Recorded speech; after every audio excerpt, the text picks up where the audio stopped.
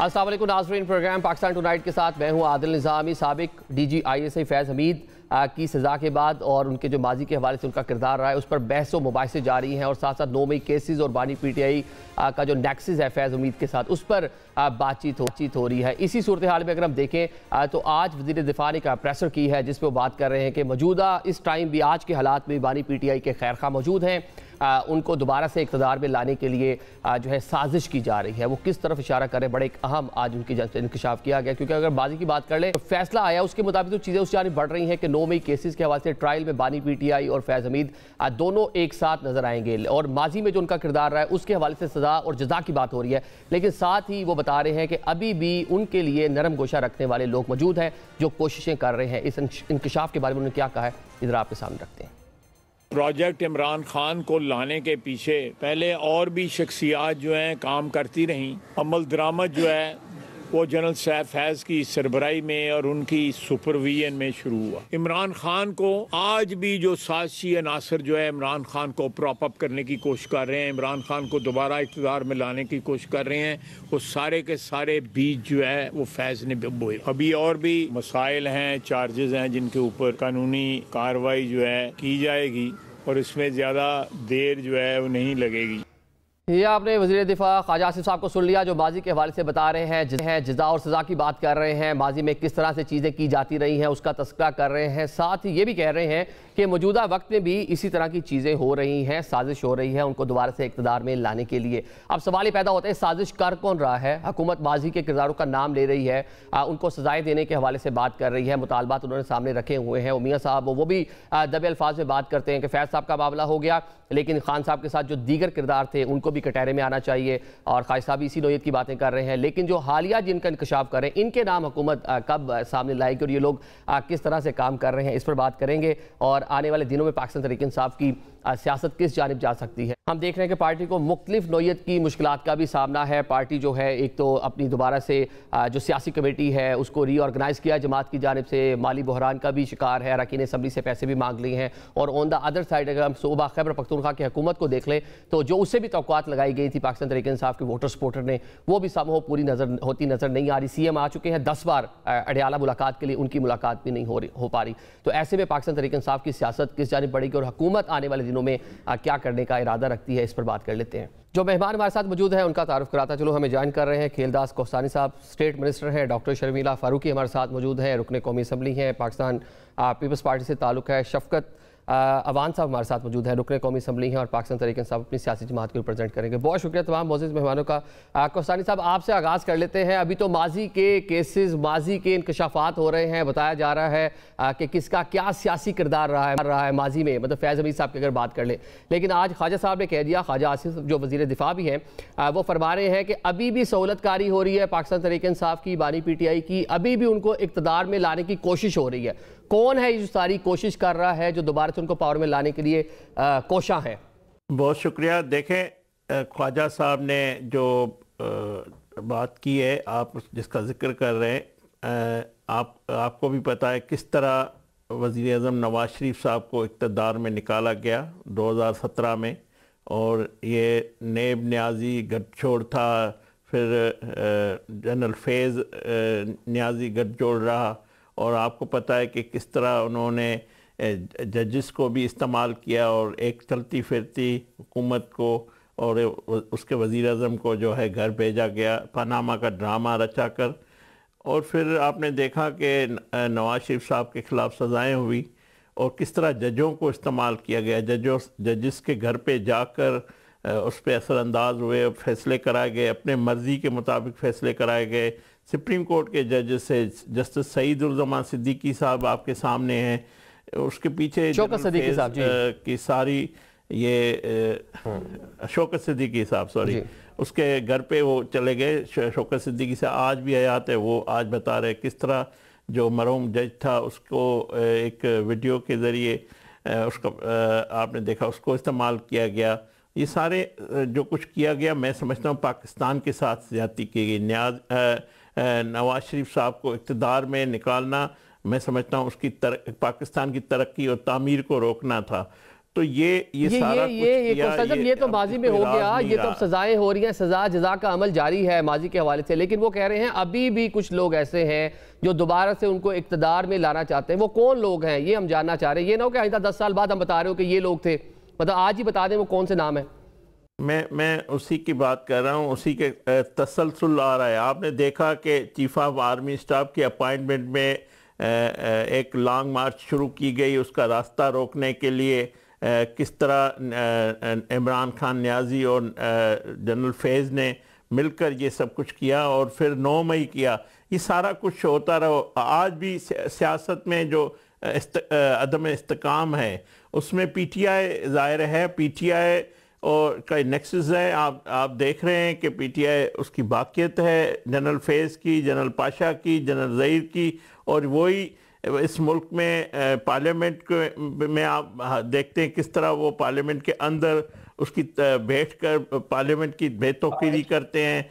फिर कभी IMF को ख़त लिखते हैं, कभी कहते हैं ये मुल्क दिवालिया हो जाएगा। पाकिस्तान को जो है गैर मुस्तकम करने के लिए आज भी पीटीआई की शक्ल में मौजूद है। और जिसका इशारा ख्वाजा साहब ने कहा है कि इमरान खान जो है जिस तरह जेल में बैठकर जो उसकी आखिरी पोस्ट आई, जो उनकी बहनों से जो मुलाकात की, उसमें जो उन्होंने बातें की और उसके बाहर आके जेल के बाहर करना, तो ये इससे ज़्यादा और क्या रिकॉर्ड आपको चाहिए, या क्या आपको जिससे आप समझते हैं पाकिस्तान को कमज़ोर करने के लिए? ये तो पाकिस्तान तरीके इंसाफ के ऊपर चार्जशीट आ गई ना, ये तो आप दुश्मन की बातें करते रहे, अभी भी कह रहे हैं। लेकिन वो जो ख्वाजा साहब बात कर रहे हैं ना, शर्मिला साहब, वो कह रहे हैं कभी भी उनको पावर में लाने के लिए उनके खैर खा मौजूद है और साजिश हो रही है। तो वो कौन लोग हैं? नहीं, खिलदास साहब तो नहीं बता रहे, आप ही बता दें कि कौन लोग हैं जो अभी भी कोशिश कर रहे हैं उनको दोबारा पावर में लाने की। देखिए जी, मेरा ख्याल है कि अब वो वक्त निकल चुका है जब इतनी ब्लैटेंटली जो आपके मुख्तलिफ पावर्स होते थे वो आपको एक एडवेंचरिज्म के ज़रिए इक़्तिदार के अंदर लेकर आते थे। अब हालात और मामलात बहुत मुख्तलिफ हैं। हमने वो वक्त भी देखा था जब बीबी शहीद को हराया गया था, लेकिन वो 17 सीटों के साथ पार्लियामान के अंदर बैठी। हमने वो वक्त भी देखा जब उसामा बिन लादेन को पैसे दिए गए थे बीबी साहिबा को इलेक्शन में हराने के लिए। ने बड़े कठिन वक्त देखे हैं। ये कहा जाता था कि पीपल्स पार्टी ख़त्म हो गई है, पीपल्स पार्टी का खात्मा हो गया जब भुट्टो साहब को फांसी दी गई। फिर ये कहा गया कि जब बीबी साहिबा को फांसी दी गई तो इलेक्शंस डिले होने की बात हुई, लेकिन आसिफ अली जरदारी साहब ने अपनी जाती तकलीफ को एक तरफ रख के पाकिस्तान खप्पे का नारा लगा के वो सबको इलेक्शन में लेके गए। फिर 18वीं तरमीम आई, उसके अंदर वो शिक जो आइन में एक डिक्टेटर ने डाली थी कि आप किसी भी वक्त पार्लियामान को बरतरफ कर सकते हैं, वो हटाई गई। अब वो जो एक रास्ता है कू का, और वो जो एक रास्ता था कि कोई भी डिक्टेटर आके आमिर आके बैठ जाए और इक़्तिदार पे पराजमान हो जाए, वो वक्त चला गया। फिर एक एडवेंचरिज्म किया इस मुल्क ने कि इमरान खान को एम्पायर की उंगली के तहत अल्लाह के बैठा दिया गया, और उसका नतीजा आपके सामने है। इक़्तिदार के नशे में इस हद तक वो बर्बाद हुए कि मुल्क को भी बर्बादी के दहाने पर छोड़ना पड़ा। और अगर ये लॉन्ग मार्च ना होती और नो कॉन्फिडेंस मोशन ना आता तो शायद इस मुल्क का दिवालिया निकल चुका होता। अब ये जो चीज़ें होती हैं ना, जो पाकिस्तान की एक चेकर हिस्ट्री है, ये जब आती हैं, जब एडवेंचरिज्म होते हैं, अब कू होता है, आर्मी टेक ओवर होता है, तो पाकिस्तान 10-15 साल पीछे चला जाता है।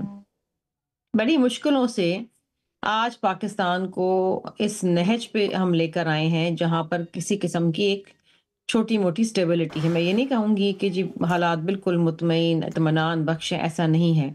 आज भी IMF के मकरूज हैं, उसके कहने पे बजट बनाते हैं, बहुत सारे ऐसे हालात हैं। किसानों का कोई हाल स्टेबिलिटी आ गई ना, मतलब संभव आपने कहा छोटी मोटी आ गई, लेकिन आ गई, लेकिन चीजें अभी भी कह रहे हैं खराब करने की कोशिश कौन कर रहा है? देखिए, they will always be power, they will all be, देखिए कहीं ना कहीं उस शख्स के कहीं ना कहीं तो हमायती होंगे ना। और जो एक रेटोरिक बयानिया उनकी तरफ से हमेशा आता है, जो पहले भी आया कि जी अमेरिका ने साजिश करके ये हुकूमत गिराई है। फिर जनाब ये कहा गया कि जी इमरान खान, जो अभी अभी बयानिया बनता है कि जी एक शख्स की दुश्मनी में और एक शख्स की से लड़ाई के अंदर ये सारे मामला आए। लेकिन आई थिंक इस वक्त जो फौज ने फैसला लिया और जनरल फैज को जो सजा हुई अनप्रेसिडेंटेड है। अब ये बात यहाँ तक रुकने वाली नहीं है। इस चीज के ताने बाने जुड़ेंगे जाके 9 मई के वाकयात से, और क्योंकि जनरल फैज अकेले तो ये काम नहीं कर रहे थे, हम्म। आई एम श्योर इनके तो ये एबेटर्स और 9 मई इनके पे मैंने साथ इनके जाना है, सपोर्टर्स ये होंगे। मतलब माजी में जो कुछ हुआ, डॉक्टर साहब में इस पे बात करनी है, लेकिन वो जो मौजूदा जो खासा बात कर रहे हैं ना कि अभी भी खैर खा, शफकत साहब अभी कौन है खैर खा? माजी की तो चले बात कर रहे हैं, मतलब सजाएं हो रही हैं, सजा जजा का अमल जारी है, लेकिन अभी भी आपके सहूलतकार जनाब ख्वाहिश साहब कह रहे हैं मौजूद है, अभी भी आपको पावर में लाने की कोशिश हो रही है। कौन कर रहा है कोशिश? इतने खैर खा कहाँ से आगे आपके? बिस्मिल्लाहिर्रहमानिर्रहीम, बहुत शुक्रिया आपने बुलाया मुझे। मैं बड़ी तवज्जो से बातें सुन रहा था, खेलदास साहब की भी और हमारी बहन की भी। देखें, एक एडवेंचर हुआ है 2022 में अप्रैल में, और उसकी एविडेंस बड़ी स्ट्रांग आ गई। मौलाना फजलुर रहमान साहब उस एडवेंचर करने वाले लोगों में शामिल थे जिन्होंने एडवेंचर किया और एक चलती हुकूमत को घर भेजा। उसमें पाकिस्तान मुस्लिम लीग नून, पाकिस्तान पीपल्स पार्टी MQM और जमीयत उलमा इस्लाम शामिल थे इस सारे खेल में। तो उनका इंटरव्यू आपने भी सुना होगा जो उन्होंने नदीम मलिक साहब को दिया। तो उन्होंने कहा जी कि हमने ये सारा काम जनरल फैज हमीद साहब और बाजवा साहब के कहने पर किया। तो बड़ा अच्छा ये सिलसिला शुरू हुआ है, और मैं ये समझता हूँ कि अगले जो चार्ज लगने जा रहे हैं जनरल फैज हमीद साहब पर, उसमें ये चार्ज शामिल होगा जिसकी एविडेंस एक अनरिबटेबल शख्स ने दी है। और मेरा ख्याल है कि मोस्ट क्रेडिबल एविडेंस है मौलाना फजलुर रहमान साहब की। सियासत अपनी जगह, लेकिन मैं कभी सोच भी नहीं सकता, मैं ये गुमान भी नहीं कर सकता कि वो कोई झूठ इस तरह बैठ के टीवी पर और नेशनल लेवल के चैनल पे बैठ के वो बोलेंगे। मैं नहीं इसका तसव्वुर कर सकता। और जो उन्होंने एविडेंस दी है कि जी हम सारी पार्टियों को, इन दो अशखास ने कहा कि आपने ये चेंज लेके आना है और आपने ये काम करना है, और हमने उनके कहने पर ये जो हुकूमत गिराई है, ये उनके कहने पर गिराई है। ठीक है, मतलब आप ये बात कर रहे हैं कि 9 मई पर डेफिनेटली इन्वेस्टिगेशन होनी है, लेकिन जो रजीम चेंज जो आप बात करते हैं कि आप लोग की हुकूमत खत्म हुई, तो उस पर मौलाना PDM के जो हेड कर रहे थे वो फरमा रहे थे कि जनाब के उस टाइम भी बाजवा साहब और फैज साहब ने उनसे रब्ता किया। चले कोस्तानी साहब इसका जवाब दे दें। वो कह रहे हैं 9 मई पे इन्वेस्टिगेशन करें, और जो मैं सिर्फ इतना कह, आखिरी बात मेरी सुन लें कि क्या कोई जर्नल पोस्ट रिटायरमेंट अगर वो सियासत में इन्वॉल्व है तो भी जुर्म है, और प्री रिटायरमेंट अगर उसमें शामिल है तो भी जुर्म है। पोस्ट का तो अभी फैसला होना है, लेकिन प्री के बारे में बड़ी जबरदस्त एविडेंस आ गई है, बाजवा साहब के बारे में और जनरल फैज हमीद साहब के बारे में। अब ये ऐसी एविडेंस है कि इसमें तो या तो मौलाना फजलुर रहमान साहब गिल्टी होंगे और उनके खिलाफ एक क्रिमिनल प्रोसीडिंग होगी कि आपने इतना बड़ा झूठ बोला, या फिर ये प्रोसीडिंग जनरल फैज हमीद और बाजवा साहब के खिलाफ होगी। इसमें अब एक बंदा तो नहीं बचेगा, या तो मौलाना साहब नहीं बचेंगे या ये दो अशखास नहीं बचेंगे। इसके मतलब बारे में आप कह रहे हैं कि आगे अगर 9 मई प्रोसीडिंग होती है तो वो तो चले रिटायरमेंट के बाद के मामलात है, लेकिन ऑन ड्यूटी के जो है सारी चीजें आप जो है उसको बता रहे हैं। कोस्तानी साहब वो कह रहे हैं, ठीक है, मतलब बयान आ गया मौलाना का, PDM को हेड कर रहे थे उस टाइम, सदर थे PDM के, वो फरमा रहे हैं कि जिन लोगों ने उनको इकट्ठा किया, अब इल्जाम सुन लें, इसका जवाब दे दें। देखें, यही लोग हैं जिन्होंने उस वक्त बाजवा को लाइफ टाइम जो है एक्सटेंशन देकर उन्होंने कहा आप चीफ ऑफ आर्मी स्टाफ की कुर्सी पे विराजमान रहे, इन्होंने ही दी। और ये लोग कहते हैं कि हाँ ये ज़रूर है, बाजवा साहब ने PDM की क़यादत को कहा कि आप जो है मूव ना करें, मगर PDM की तमाम जमातों ने ये फैसला किया था और ये जमहूरी अमल था। उन्होंने उनकी ये बात नहीं सुनी, उन्होंने कहा नहीं हम करेंगे, और वो किया। और ये मुझे बताए कि ये कौन सा गैर जमहूरी काम है जो PDM ने किया था, और उसमें हाँ नहीं, ये जरूर है कि बाजवा के कहना हमने नहीं माना। उस वक्त वो एक वक्त ये आया था, और ये भी रिकॉर्ड का हिस्सा है। अगर आप मतलब मौलाना गलत बयानी कर रहे हैं, मौलाना फजलुर रहमान साहब गलत बयानी कर रहे हैं, फिर देखें बात यह है कि आपने फिर क्यों उसको एक्सटेंशन दी, फिर माफी मांगे कौम से। आप कौम को बताएं कि हाँ हमने एक्सटेंशन, कभी जिंदगी में हयात कोई एक्सटेंशन दे सकता है, आपने देना था। फिर वही उसको आप अपना बाप कहते थे बाजवा साहब को, फिर आप कहते थे वो मीर जाफर और मीर सादिक थे। दीजिए आप मेरी बात सुने, मैंने आपकी बातों में बात नहीं की। आप चिल्लाए नहीं, आप चीखे नहीं, आप चीखे नहीं, आप चीखे नहीं, चिल्लाए नहीं, दलील से बात करें, दलील से बात करें। मौलाना फजल रहमान, मैं ये कह रहा हूं, मैं ये कह रहा हूं कि बाजवा साहब को हमने कहा नहीं हम ये अमल करेंगे, जमहूरी अमल है उसको, इसका हमारा हक है, हमने नहीं माना। आप तो उसके बाद चले गए, पैर पकड़े थे आपने कि हम सारी जिंदगी एक्सटेंशन देते हैं, आप बैठे रहो। फिर आपने उसी को मीर जाफर मीर सादिक आपने करार दिया था। मौलाना फजल रहमान साहब क्या बोलते हैं उसके लिए कल आप क्या कहते थे, उसको किस लकबा से पुकारते थे? आज आपने कभी ट्रंप को बाप बनाते हो, कभी बाजवा को बाप बनाते हो, आज मौलाना फजल रहमान साहब को बाप बना लो, आज मौलाना फजल रहमान साहब को बाप बना लो। आप बताओ, कभी कहते आप कहते थे कि ट्रंप ने हमारी हुकूमत गिराई है, फिर कहते थे नवाज शरीफ ने हुकूमत गिराई है, फिर कहते थे बाजवा ने हुकूमत गिराई है। भाई आपकी हुकूमत हमने जमहूरी अमल से गिराई थी, जमहूरी अमल से गिराई थी, वोट से गिराई थी, वोट से गिराई थी, वोट से गिराई थी। तो आप चले जाएं अदालतों में, आप मौलाना साहब को लेकर, आप मौलाना साहब को लेकर अदालतों पे चले जाएं, आप चले जाएं कि आप चले जी। देखिए मुझे एक बात, इनको कहें कि आप चले जाएं अदालतों में चले जाएं, मौलाना फजल रहमान साहब को लेकर जाएं और कहें कि बाजवा साहब ने इस तरह गिराई थी, तो ये सच और झूठ सामने आ जाएगा। आप क्यों कहते हो? बाकी ये आप नहीं मानते हो कि हम उसको सारी रिटायरमेंट के बाद का फैज साहब का मामला है ना जी, उस पर जब आगे जो लास्ट पैराग्राफ है कि सियासी तौर पर किस तरह उनका रोल रहा, किस तरह उन्होंने इश्तियाल अंगेजी और अदम इस्तेकाम के बारे में पूरे मामला किए, वो तो डेफिनेटली उनका रोल जो है वो अदालत या आगे जो भी ट्रायल होगा उसमें पता चलेगा। लेकिन वो कह रहे हैं ऑन ड्यूटी जो है वो मौलाना जो उस टाइम हेड कर रहे थे पीडीएम को, उनका बयान मौजूद है कि किन शख्सियात ने उनको इकट्ठा किया। शर्मिला साहब, आप भी पीडीएम का, आपकी जमात में हिस्सा थी, तो इस पर क्या कहेंगी? वो कह रहे हैं जनाब कि वो तो ऑन ड्यूटी थे उस टाइम, इकट्ठा करने का इल्ज़ाम दो शख्सियात पे लग रहा है। नहीं जी, ये सारी फजूल की बातें हैं। बात ये है कि the sitting prime minister at that time, जो कि इमरान खान थे, he lost his majority in the parliament. एक बहुत ही आईनी तरीके से नो कॉन्फिडेंस मोशन आया, और नो कॉन्फिडेंस में ये होता है आपके अपने लोग और आपके अपने इत्तेहादी आपका साथ छोड़ देते हैं। इमरान खान के अपने इत्तेहादियों ने उनका साथ छोड़ दिया, एमक्यूएम ने उनका साथ छोड़ दिया, और वो नो कॉन्फिडेंस मोशन बिल्कुल आइन के बिल्कुल कानून के मुताबिक था, और वो उसको डिफेंड नहीं कर पाए।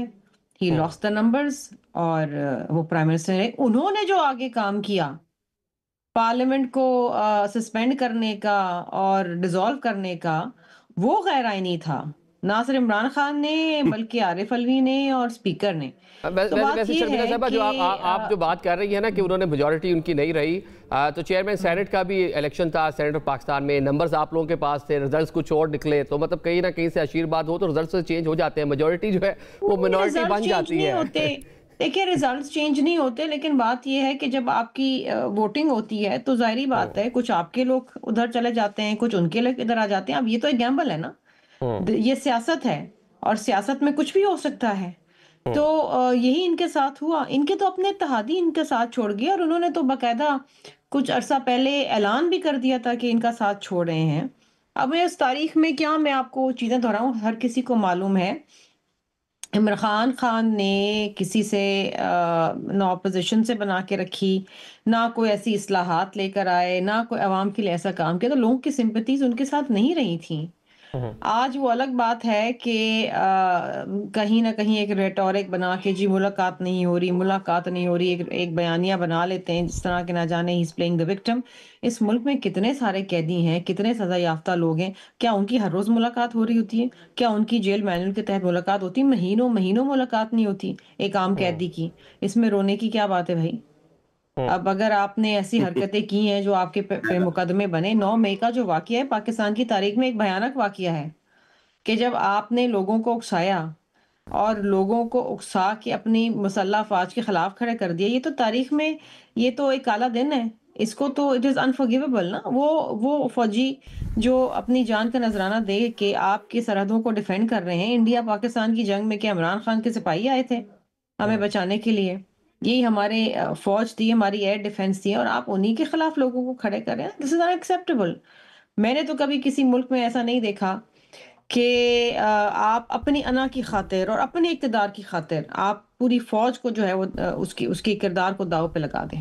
पर नो भाई को डेफिनेटली उसको पाकिस्तान तरीके से जो लीडरशिप है वो भी उसको उस तरह से डिफेंड नहीं कर पाई, और मतलब जिस तरह उसको सामो कंडेम भी कर लिया। ठीक हो गया। शफकत साहब, अब जो आप बात कर रहे हैं, जब ये ट्रायल आगे बढ़ता है, बानी पीटीआई और फैज साहब को जो नेक्सस के हवाले से बात होती है, रिटायरमेंट से पहले के 2 मामलात हैं, जो 4 जो टोटल चीज़ें जिस पर उनको सज़ा हुई है, और 2 रिटायरमेंट के बाद के हैं। आप बात कर रहे हैं कि जब हाजिर सर्विस थे तो मौलाना का बयान जो मौलाना से मंसूब आप जिसका जो तस्करा का जिससे इशारा कर रहे हैं, जब ये चीज़ें अदालत में जाएंगी, जब इसको डिस्कस होगा, क्या पाकिस्तान तहरीक इंसाफ इसको भी अदालत के सामने रखेगी? कौन सी अदालत, कौन सा कानून, कौन सा आइन? ये बातें मजाक हैं। मजाक तो ना आप करें ना मेरे साथ। मैं वकील हूं और मैं पीछे 20 साल से प्रैक्टिस कर रहा हूँ। खुदा की कसम हंसी आती है अदालती निजाम पे और अदालतों की जो सूरत हाल है उस पे। जजेस को भी पता चलता है आधा घंटा पहले कि हमने क्या फैसला देना है, जब उनको लिखा लिखाया मिलता है। और मैंने ट्रायल किए हैं 9 मई के। मुझे छेड़ेंगे तो बात बहुत दूर तक लग जाएगी। मैं वो कहानियां पहले कई प्रोग्राम में सुना चुका हूँ। और मैं तो समझा था आप इनसे जवाब देंगे एक छोटी सी बात का। पीडीएम का हेड था मौलाना फजल रहमान। मौलाना फजल रहमान ने कहता है भाई इन 2 बंदों ने हमें इकट्ठा करके हमें कहा कि ये काम आपने करना है। अब ये इतना भी नहीं कह रहे कि मौलाना फजल रहमान झूठ बोल रहे हैं। अब देखिए हमारे तो खिलाफ थे मौलाना फजल रहमान, हम तो उन्हें गलत कहेंगे। हमारी तो उन्होंने हुकूमत गिरवाई और इन सब को इकट्ठा करके और उसको हेड करके लीड करके उन्होंने हमारी हुकूमत गिरवाई। हम उन्हें बुरा कहें तो एक अलग बात है, या ये झूठा कह दें उनको या सच्चा कह दें। एक बात तो अब इन्हें माननी पड़ेगी, लेकिन आप भी इनसे बात नहीं निकलवा सके। देखिए 9 मई अब बस कर दें भाई इस ड्रामे को। हम कितनी दफा कह चुके हैं कि इस 9 मई का एक जुडिशियल कमीशन बन जाता। पहले दिन से हमने कहा है, और जिसके दिल में चोर हो वो जुडिशियल कमीशन की तरफ नहीं जाता। लेकिन हुकूमत कहती है, आप कह रहे हैं इसको बंद कर दे, वो कह रहे हैं अभी तो इसका आगाज हुआ है, अभी तो जो नेक्सस था उसको डेवलप किया जाएगा, फिर सजा और जजा का अमल होगा। आइन और कानून का अभी तो शुरुआत हुई है। आइन और कानून का इससे मेरे भाई आइन और कानून का इससे कोई तल्लुक नहीं है। मैंने ट्रायल किए हैं इसके 9 मई के बहुत सारे, और मैंने 2 ट्रायल कर रहा था। तो एक वो जो गवाह मशहूर जमाना आपने सुने होंगे, जो एक टेबल के नीचे छुपा हुआ था और एक पर्दे के पीछे छुपा हुआ था। पाकिस्तान तहरीक इंसाफ की सारी लीडरशिप उन 2 गवाहों के बयान पर सजा होके असेंबली से बाहर हो चुकी है। एक छुपा हुआ था टेबल के नीचे जहां पे 50 बंदे बैठे थे, और एक छुपा हुआ था पर्दे के पीछे, और वो कोर कमेटी के इजलास में अंदर पहुंच गए और वहां पे जाके छुप गए। इतना मजाक तो ना करें ना आप अदालतों में। अच्छा, फिर वो गवाह ही आए और अपना 2 बिलाल इजाज एमएनए और चट्टा अहमद चट्टा, उनका मैं केस कर रहा था, तो उन्होंने उनका नाम भी नहीं लिया। तो जज साहब ने कहा भाई इनको छोड़ दें, आगे चले, इनका तो नाम ही नहीं आया। इन्होंने फिर क्या सजा होना है इस केस में, चले झूठे हैं या सच्चे हैं गवाह, नाम तो लेते। चलो मैंने कहा जी ठीक है आगे चलते हैं। अब केस का जब फैसला आ गया तो आप सारी बातें कर रहे हैं जो जिन्होंने एग्जीक्यूटर जिन्होंने जाके ग्राउंड पे सारी चीजें की, वो यहाँ बात हो रही है मंसूबा साजों की, जिन्होंने पूरा मंसूबा बनाया, पूरा एक माइंड बनाया। हाँ जी, लेकिन वो ये कह रहे हैं मजीद पर्दा नशीन, हाँ जी मजीद पर्दा नशीन उनके भी नाम आने वाले हैं जी। ये मंसूबा साजी में शामिल थे जिनकी मैं आपको बात बता रहा हूँ। अच्छा, ये मंसूबा साजी में, ठीक है, ओके। इनके बकौल तो जब फैसला आया तो ये 2 लोग भी सजा हो गए। तो मैं अब किस कानून की और किस आइन की बात करूं? और मेरे लिए ये वो वाकया है जो मैं सारी जिंदगी जब तक जिंदा रहूंगा मैं ये सुनाता रहूंगा। पार्क और भेरा वाले वाकयात की बात कर, लेकिन वो बात कर रहे हैं जनाब के जो मेन 2 शख्सियात, बानी पाकिस्तान तहरीक इंसाफ इमरान खान साहब और फैज हमीद साहब, जो पूरा जिन्होंने मतलब कि मंसूबा बनाकर उसकी एग्जीक्यूशन करवाई, वो कह रहे हैं अब तो सिर्फ इनके नहीं, आगे पर्दा नशीन जो है। चले खेलदार साहब से पूछते, खेलदार साहब पर्दा नशीन माजी, मेरी बात सुनने, फैज हमीद साहब के बारे में इतनी तगड़ी एविडेंस आ गई है मौलाना फजल रहमान साहब की, उनको जरूर प्रोसिक्यूट होना चाहिए। जी कोस्तानी साहब ने बता दें, वो कह रहे हैं कि मजीद जो पर्दा नशीन है, जो इसमें मजीद भी लोग शामिल थे, उनके भी नाम सामने आएंगे। उनमें कौन कौन लोग शामिल हो सकते हैं जनाब? वो खाजिद साहब ने आज ये भी कहा।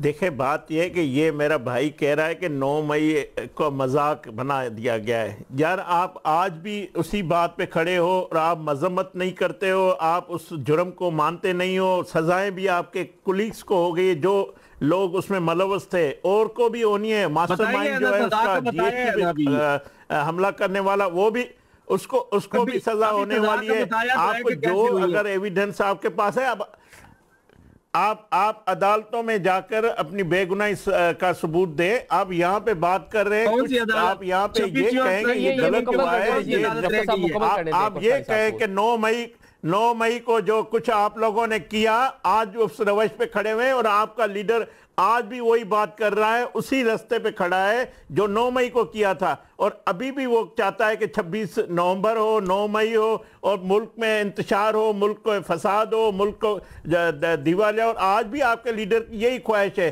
तो आप समझते हैं कि 9 मई से ये लोग आपके इन बातों से बच सकेंगे? बिल्कुल नहीं।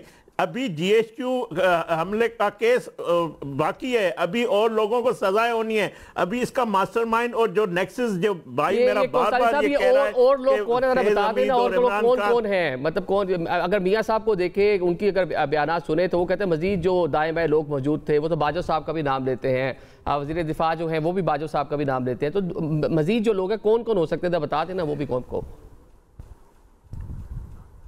भाई आप नवाज शरीफ साहब के हवाले से पूछ रहे हैं। नवाज शरीफ साहब ने नैब अदालत के बाहर खड़ा होकर कहा था मैं अपना फैसला अल्लाह पे छोड़ता हूं, और अल्लाह ने उसको सुरखरू किया है, इंसाफ दिया है। वो सारे किरदार एक एक होकर जो बेनकाब हो रहे हैं, वो फैज़ हमीद की शक्ल में, वो साकिब निसार की शक्ल में, वो इमरान खान की शक्ल में, वो जो भी जो उन्होंने किया है इस मुल्क के साथ, जो जुर्म किया है, जो ज्यादती की है, नाइंसाफियाँ की है, इस मुल्क के साथ की है। नवाज शरीफ साहब आज भी है, नवाज शरीफ रहेगा। नवाज शरीफ सियासत के सुल्तान है, आज भी वो सियासत के बादशाह है। आज भी उसके भाई वजीर आजम शहबाज शरीफ साहब है, बेटी वजीर आला मरियम नवाज साहब है। आज भी वो पाकिस्तान की तामीर और तरक्की के लिए काम कर रहे हैं। मगर इन लोगों के सारे किरदार अल्लाह के पकड़ में आ चुके हैं, इंसाफ के पकड़ में आ चुके हैं। आज वो जेलों में बैठे हुए, ये मुकाफात अमल है। और जो लोग जो भी इसमें मुलव्वस है वो सामने आएंगे एक एक होकर, जैसे पहले आ रहे, अब जो रहते हैं वो भी आ जाएंगे। ये जो रहते हैं वो भी आ जाएंगे। ठीक हो गया। शर्मिला साहब ये बता दें मजीद कौन कौन से किरदार ऐसे हैं माजी में जो जुडिशरी से बहुत सारे लोग हैं, उन पर भी उंगलियां उठती रही हैं, ब्यूरोक्रेसी भी बहुत सारे लोग रहे हैं जिन पर तहफ़्फ़ुज़ात का इज़हार है। तो मजीद ये कौन कौन से नाम ऐसे हैं जो 9 मई के मामलात और जो पाकिस्तान तहरीक इंसाफ को सपोर्ट किया गया, ऐसे जो नाम हैं अब वो आगे आ सकते हैं? देखिए जी, मैं तो इस पोजीशन में नहीं हूँ कि मैं जुडिशरी के या ब्यूरोक्रेसी के नाम लूँ। ज़ाहिरी बात है कि जब ये ट्रायल हुई होगी जनरल फैज़ की, तो इसमें कुछ लोगों ने गवाही भी दी होगी, कुछ शायद वादा माफ गवाह भी बने होंगे, कुछ एविडेंस भी सामने आया होगा। इस तरह मैंने कहा ना कि वो यूनिलैटरली तो ये काम नहीं कर रहे थे या सॉलिटरी तो काम नहीं कर रहे थे। उनके साथ उनके अबेटर्स भी होंगे, सपोर्टर्स भी होंगे, तो ये चीज़ें तो सामने आई होंगी। इसलिए मैंने कहा कि ये जो अकाउंटेबिलिटी का प्रोसेस है, ये यहाँ पर नहीं रुकेगा। No man works in isolation. तो इसी तरीके से जनरल फैज़ की अपनी कोई टीम होगी जो उनके लिए काम करती होगी, बाकायदा चीज़ें सामने आएंगी, कुछ चीज़ें। 14 साल कैद बा मुशक्कत कोई छोटी कैद नहीं है, कोई छोटी सज़ा नहीं है। और इसका मतलब है कि देयर वाज ओवरवेलमिंग एविडेंस उनके हवाले से। अब जब ओवरवेलमिंग एविडेंस आती है तो सर्कमस्टांशियल एविडेंस पे नहीं होती, फिर वो हार्ड कोर एविडेंस होती है, प्राइमरी एविडेंस होती है। उसमें क्या क्या ये तो हमें नहीं पता, ये तो फौज को ही मालूम होगा जिन्होंने इतना बड़ा स्टेप लिया। और अच्छी बात है, अकाउंटेबिलिटी होनी चाहिए। हम हमेशा ये कहते थे ना कि जी होली काउज हैं, जुडिशरी में नहीं अकाउंटेबिलिटी हो सकती, फौज में हो सकती, लेकिन फौज ने ये बात करके दिखाई कि जी अगर उनके अंदर कोई काली भेड़े हैं तो उनका भी वो सफाया करेंगे। अच्छी बात है। सो लेट्स सी इन आगे जाके मुस्तकबिल के अंदर हम देखेंगे और भी चीजें सामने आएंगी। ख्वाजा आसिफ ने भी तो देखे ना ये कहा है कि ये अकाउंटेबिलिटी यहाँ पर नहीं रुकेगी। So I am sure he is privy, defence minister है, I am sure he is privy to more than you and I are. ठीक है, मतलब उनके जो बयानात पिछले कुछ टाइम में आए हैं वो डेफिनेटली वो अपने इदारे को भी रिप्रेजेंट कर रहे हैं, बल्कि वज़ीर दिफा उनके नीचे इदारा है उसके वाले से बात करें। ठीक है शफकत साहब, जरा ये बता दें, अभी आपने कहा माइनस तो वो कह रहे हैं बानी पीटीआई होंगे तो पाकिस्तान तहरीक इंसाफ का कुछ सर्वाइवल होगा, कोई मामला तो उसके लिए बेहतर हो सकते हैं। आप तो मियाँ साहब के माइनस की बात कर रहे हैं, वो कह रहे हैं उनके भाई प्राइम मिनिस्टर हैं, बेटी उनकी पंजाब में CM है। देखें, वो नजूमी ने किसी बंदे का हाथ देखा था तो उसने कहा कि आप कभी भी ना अच्छी खुराक नहीं खा सकेंगे। वो बड़ा अमीर हो गया और उसके बागात और पता नहीं क्या क्या, तो वो नजूमी को उसने पकड़ लिया कुछ सालों बाद और उसने कहा कि भाई तुमने मुझे कहा था कि तुम्हारे तो बस ये जौ की रोटी खानी है तुमने सारी उम्र।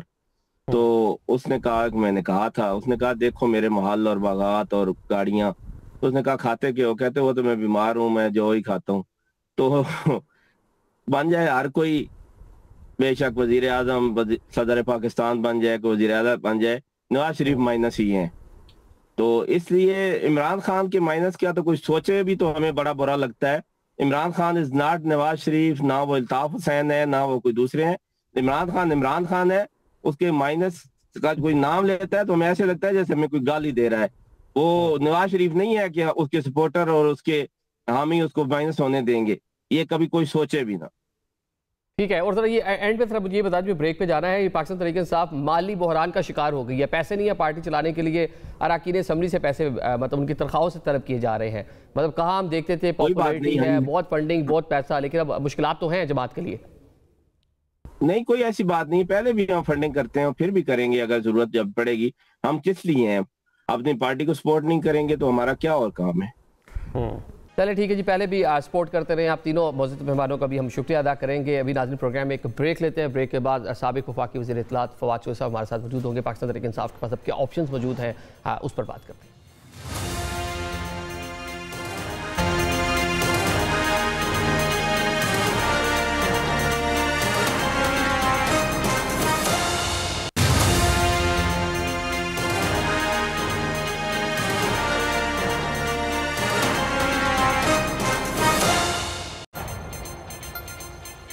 Welcome back after the break. Program के सिलसिले को आगे बढ़ाते हैं। जिस टाइम ब्रेक से पहले बात करें, पाकिस्तान तहरीक इंसाफ के लिए मुश्किलात बढ़ती चली जा रही हैं, बल्कि 9 मई केसेस की अगर हम बात कर लें तो फैज़ हमीद साहब और बानी पाकिस्तान तहरीक इंसाफ इमरान खान का एक नेक्सस जो है वो डेवलप होता माजी के अंदर वो दिखाई देता है। इसके बारे में बहुत सी इतलात और प्रेडिक्शन भी की जा रही है कि मुस्तक़बिल में पाकिस्तान तहरीक इंसाफ के लिए मजीद मुश्किलात भी पैदा हो सकती हैं। अब ऐसे पाकिस्तान तहरीक इंसाफ के पास क्या ऑप्शंस हैं, क्या मुज़ाकरात अभी भी हो सकते हैं या नहीं हो सकते, बस इस नहज के ऊपर चीज़ें किस तरह से आगे बढ़ सकती हैं, ज़रा इस पर बात कर लेते हैं। इस पर बात करने के लिए हमारे साथ मौजूद हैं साबिक वफाकी वज़ीर इत्तलात और नशरियात फवाद चौधरी साहब। फवाद साहब बहुत शुक्रिया ज्वाइन करने के लिए। फवाद भाई ये बता दें कि फैज़ साहब को 14 साल कैद हो गई, अब मामलात 9 मई के हवाले से आगे बढ़ रहे हैं, लेकिन साथ ही वज़ीर दिफा कह रहे हैं कि ताहाल इस टाइम भी खान साहब के हवाले से बहुत सारे लोग ऐसे हैं जो नरम गोशा रखते हैं या उनकी सहूलत कारी कर रहे हैं। वो अनासिर कौन से हैं? देखिए, वज़ीर दिफा तो एक बेसिकली ज्यादा से ज्यादा ताश के इस पत्ते में जोकर से ज्यादा हैसियत नहीं रखते,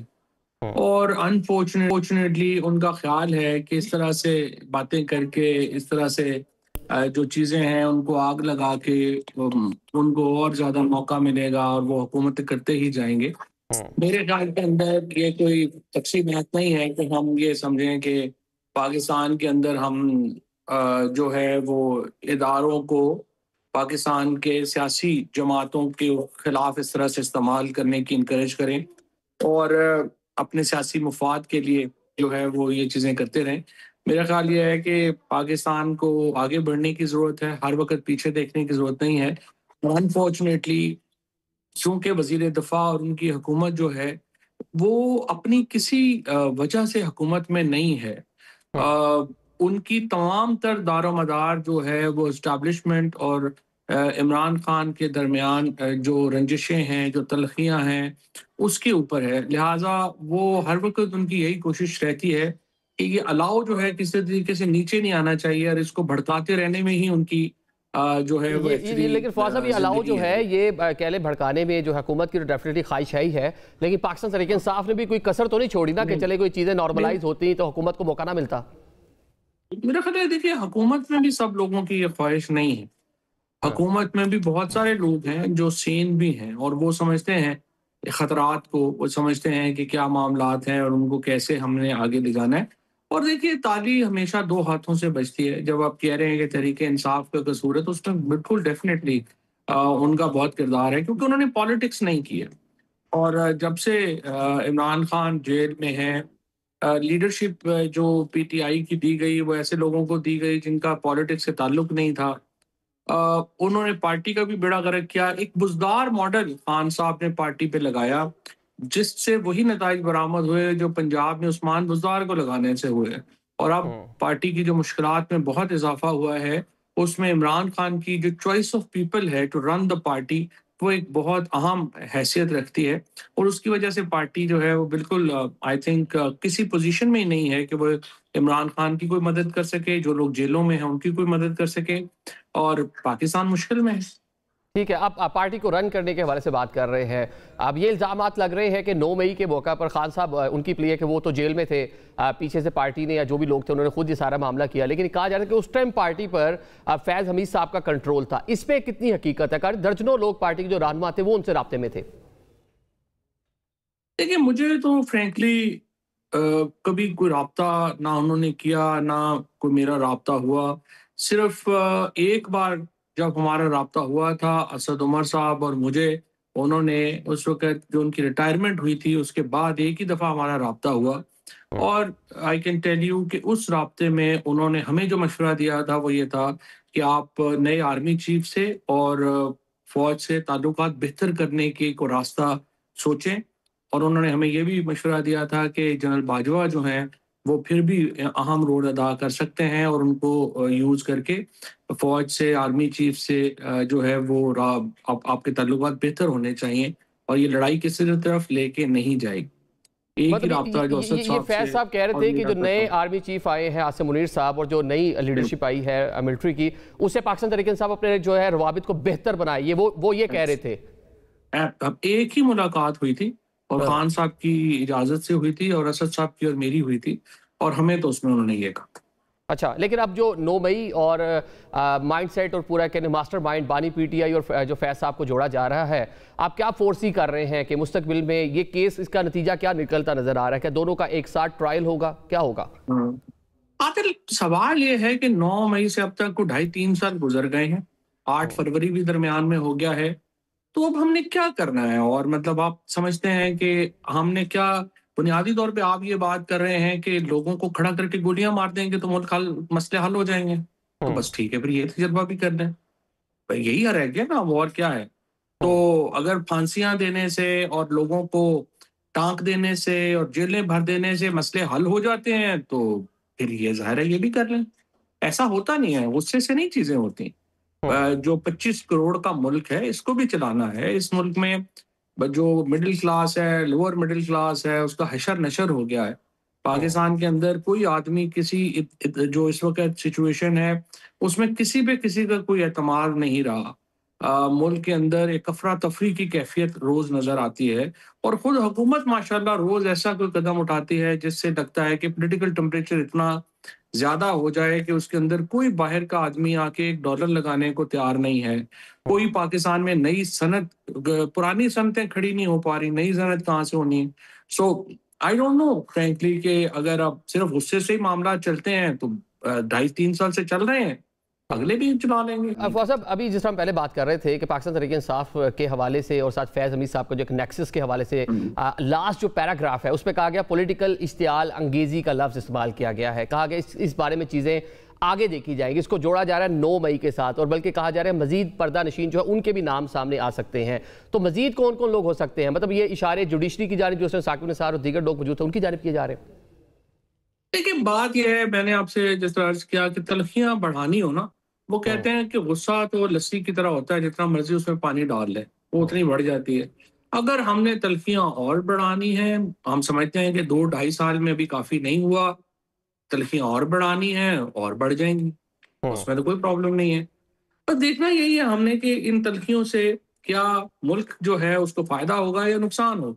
मेरी दानस में नुकसान होगा, बहुत सारे लोग शायद समझते हो कि नहीं, इसका बड़ा फायदा होगा। तो अब अगर अगर मैं समझता हूँ कि नुकसान होगा, लेकिन जो फैसले करने वाले हैं वो समझते हैं कि फायदा होगा, तो फिर जाहिर है कि मेरी बात तो नहीं चल सकती।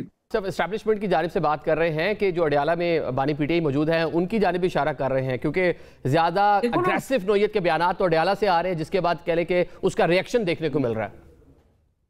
दोनों तरफ से ही है और दोनों तरफ से गुस्से से नहीं मामला चल रहा है।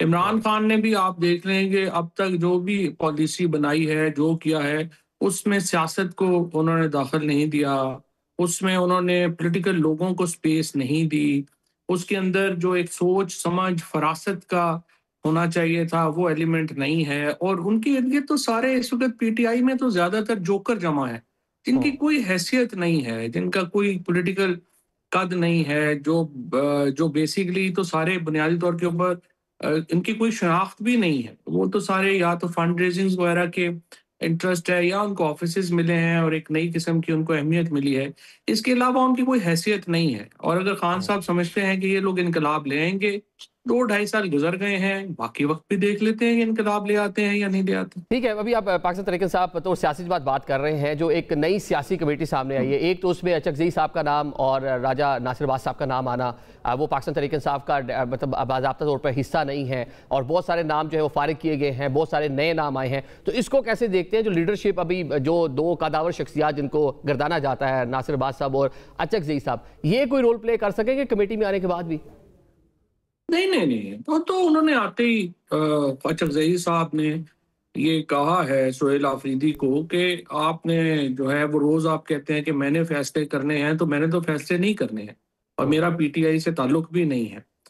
तो मुझे नहीं समझ आती कि इमरान खान साहब ने अचकजई साहब को, अल्लामा नासिर अब्बास को क्यों ये अहमियत दी है, क्योंकि वो दोनों जो हैं, और ये आप देखिए ना, इससे बड़ा लतीफा क्या होगा कि पीटीआई की पॉलिटिकल कमेटी है और उसकी जो मेंबरशिप है वो ऐसे लोगों के पास है जो पीटीआई के मेंबर भी नहीं। और नासिर अब्बास साहब हों या अचकजई साहब हों, वो इत्तेहाद का हिस्सा है, और इत्तेहाद भी वो जो तहरीक तहफ़्फ़ुज़ पाकिस्तान है, वो तो एक समझिए अब रोटी छोटी वाला लाइन है, जो शरीयत साहब कहते थे कि रोटी छोटी खा लो, बस इतना का लाइन है।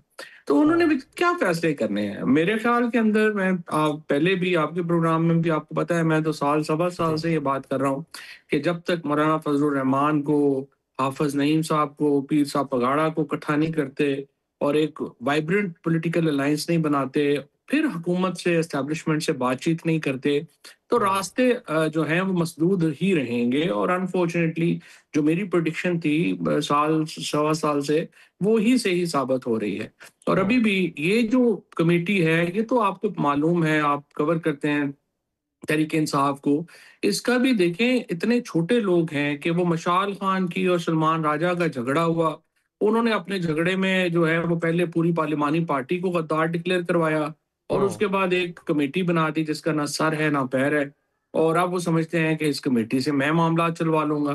तो अगर सलमान राजा ने पीटीआई चलानी है तो देखिए फिर पीटीआई का वही हाल होगा जो आज पाकिस्तान बार काउंसिल के इलेक्शनों में पीटीआई का हुआ है, जहां सिर्फ सलमान राजा अपनी नशिस्त बचा सके हैं और बाकी तमाम सीटें पीटीआई हार गई है। साहब, आप डेफिनेटली तहफ़्फ़ुज़ात का इज़हार कर रहे हैं, मतलब एक लाइन भी दे रहे हैं, कोशिश भी कर रहे हैं चीज़ें नॉर्मलाइज हो, लेकिन बानी पीटीआई की आशीर्वाद तो उनको हासिल है। चलें, अब ये बता दें, पाकिस्तान तहरीक इंसाफ माली बहरान का भी शिकार है, पैसे नहीं है, अरकान असम्बली से 50,000 फी का सियाब जितनी सैलरी बनती है उसका 10% मांग लिया है।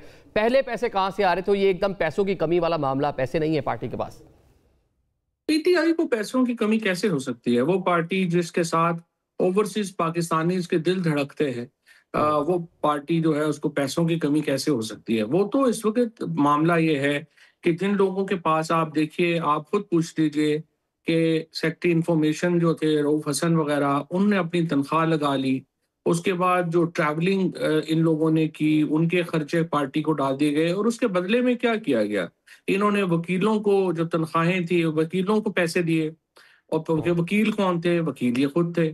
उसके बाद फिर इन्होंने क्या किया कि जो पाकिस्तान तहरीक इंसाफ का मीडिया डिपार्टमेंट था, जो हमने कोई 2015-16 से सेट किया था और बहुत काबिल लोग थे उसमें, उन सबको फारिग किया। फिर इन्होंने तमाम जो ऑफिस है उसको फारिग किया।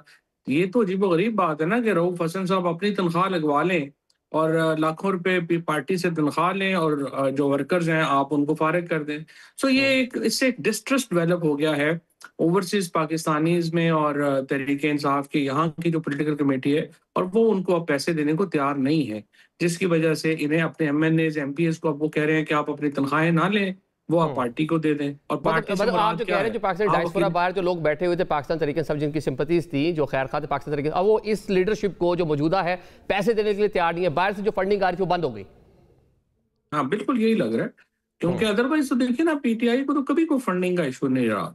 इमरान खान के तो एक इशारे के ऊपर जो है वो लोग जो है वो से ओवरसीज पाकिस्तानी जो हैं, पाकिस्तान के अंदर से जो लोग हैं वो उन्हें फंड करने को जो है वो फंड करते हैं, चीजें करते हैं। लेकिन जाहिर है कि वो इस मौजूदा जो पॉलिटिकल कमेटी उन्होंने बनाई है या ये लोग जो चला रहे हैं, ये तो अजनबी हैं, इनको कौन पैसे देगा? और इनको जब स्पेशली ये डाउट्स हैं, डाउट्स नहीं बल्कि ये तो बल्कि सामने ही है कि ये जो फंडिंग आती है ये अपने अल्ले तल्लों में लगाते हैं। अगर आप अपनी तनख्वाहें मुकर्रर कर लें, अपने सब कुछ कर लें, तो फिर तो जाहिर है जो ट्रस्ट एक दफा शेक हो जाए तो फिर तो नहीं ना लोग उस तरह से। ठीक है, चलिए ये बता दें कि आप एक्टिव हुए थे, आपने शाह महमूद साहब से लाहौर में मुलाकातें भी की, उसके बाद ये कोशिश देखा जा रहा था कि शायद चीज़ें कोई नॉर्मलाइज हो जाए, बानी PTI से मुलाकात हो आप लोगों की, जो साबका लोग हैं, जो खैर खा हैं जमात के भी, बानी PTI के भी, तो उसका कोई नतीजा निकला नहीं वैसे? अभी तक तो नहीं निकला, लेकिन कोशिश है, मायूसी भी नहीं हुई। टू बी फेयर विद, मैंने साहब से कहा कि हुकूमत के अंदर से बड़ी अच्छे हमें वाइब्स हैं। हुकूमत के जो संजीदा लोग हैं वो समझते हैं कि टेम्परेचर कम होना चाहिए। इसी तरह से हुकूमत, एस्टैब्लिशमेंट और इमरान खान, 3 पार्टियां हैं इस मामले में। और देखिए ना, अगर तीनों में से एक भी चाहे कि नहीं इसका फायदा नहीं है और तलखी ही रहनी है, तो फिर तो देखें कोशिश कोई भी कामयाब नहीं हो सकती। अगर तीनों ये समझेंगे कि नहीं काफी हो गया और अब हमने मुल्क में टेम्परेचर नीचे लाना है, चीजें सेटल डाउन करनी है, वो रास्ता आगे का बनाना है, तो फिर चीजें आगे बढ़ना शुरू हो जाएंगी।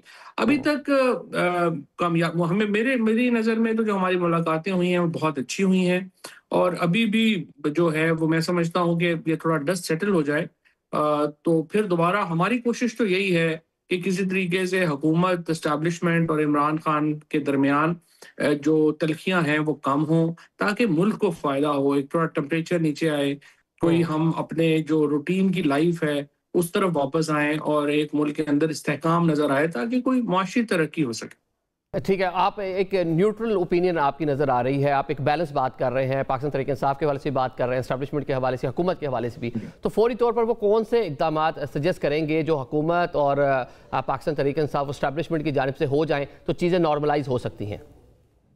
देखिए, सबसे इम्पोर्टेंट है पॉलिटिकल प्रिजनर्स को रिलीफ देना, और स्पेशली जो कोट लखपत में 5 लोग हम कैद हैं PTI के, हमारे ख्याल में शाह महमूद कुरैशी, इजाज चौधरी, महमूद रशीद, यास्मीन राशिद और उमर चीमा बहुत अहम रोल अदा कर सकते हैं तहरीक इंसाफ और इस्टेब्लिशमेंट के दरमियान और हुकूमत के दरमियान मुज़ाकरात की माहौल बनाने में। और अगर इन 5 लोगों को रिलीफ दिया जाए, जो देखिए 10 साल उनको सजा है, 3 साल से वो जेलों में है, अब अंडर CRPC वैसे ही इंटाइट है कि उनकी सजाएं सस्पेंड हों और वो बाहर आए, और वो बाहर आते हैं उनकी गुफ्तगू से एक, और वो सारे एक बिल्कुल इस बात के हामी हैं कि एंगेजमेंट होनी चाहिए, वो बिल्कुल इस बात के हामी हैं कि मुल्क में टेम्परेचर नीचे आना चाहिए। और मैं ये समझता हूँ कि अगर उन लोगों को बाहर लाया जाए और उसके साथ पॉलिटिकल वर्कर्स, जो बेचारे गरीब तरीन लोग जो जेलों में हैं, जिनके पास पाँव में जूता नहीं है पहनने को, उनको रिलीफ दी जाए। औरतें जो PTI की बेचारी जो हैं, जिनको सजाएं हो गई हैं खामखा, कोई उनका बनता नहीं था, उनको जो है रिलीफ दिया जाए, तो एक माहौल बनेगा बातचीत का। बाकी फिर बातचीत तो देखिए इमरान खान ने, हुकूमत ने, एस्टैब्लिशमेंट ने खुद करनी है, लेकिन हमारी सिर्फ ख्वाहिश ये है कि कैसा माहौल हो कि जिसमें ये बातचीत हो सके। ठीक है, ये हुकूमत की जानिब से चीज़ें होनी चाहिए। पाकिस्तान तहरीक इंसाफ को क्या करना चाहिए? वो जो ट्विटर है, जो सोशल मीडिया अकाउंट्स हैं, बानी PTI या उनकी फैमिली के जो बयानात हैं, उसमें कितना ठहराव आना ज़रूरी है ताकि हालात साफ हो? देखिए, आदत इसमें यही है कि एक स्टेप हुकूमत आगे ले और एक स्टेप PTI पीछे ले, ताकि स्पेस क्रिएट हो गुफ्तगू की, बातचीत की। यही वाहिद हल है। और अगर ये थोड़ा माहौल बेहतर होगा मेरी नज़र में, और अगर उससे फ़ायदा PTI नहीं उठाती, तो फिर PTI पे ब्लेम आएगा कि वो माहौल ख़राब कर रहे हैं। फ़िलहाल जो माहौल ख़राब करने का, बेहतर करने का ओनस है वो हुकूमत के ऊपर है, और मेरे ख्याल में अगर ये कुछ कदम उठाते हैं और पीटीआई अगर उससे इनकार करती है या आगे नहीं आती तो फिर पीटीआई जो है उसके ऊपर ओनस चला जाएगा। ठीक है, बहुत शुक्रिया साबिक वफाकी इत्तलात और इरशाद फवाद चौधरी साहब हमारे साथ मौजूद थे। नाज़रीन, बड़ी अच्छी एक सजेशन आई है इनकी जानिब से कि एक कदम हुकूमत को पीछे हटना होगा और एक कदम पाकिस्तान तहरीक इंसाफ को पीछे हटना होगा। हालात जो हैं उनको साजगार करना होगा ताकि जो मुज़ाकरात हैं, चीज़ें जो हैं वो आगे बढ़ सकें। आज के प्रोग्राम से हमें इजाज़त दीजिए। अल्लाह हाफ़िज़।